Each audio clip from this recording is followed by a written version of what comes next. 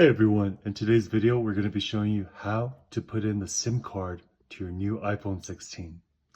So in the box for your iPhone 16 you'll find that there's the little tool. It comes where the power cord came with, or the connection cord came with. And then so what we're going to do is take this little tool, and on the side of the iPhone you'll see, on the left side, you'll see that there's a little hole right here.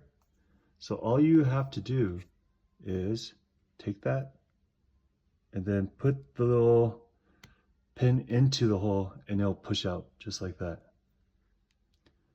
So once it comes out, then you'll see that there's this little SIM tray. And what we'll do is get this SIM card. You'll see that there's a little slant right there, and then also on here. And what we'll do is just put it in. You want the gold side to be facing upwards. And then once it fits in the tray, all we have to do is go ahead and push it in. Like so.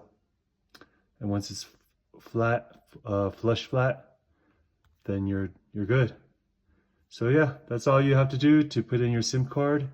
And then once you log in, it'll show you that you have the phone number now and everything. All right, guys, quick, simple, easy video. I hope that helps. And please like or comment below if it did. Appreciate it. See you next time. Bye-bye.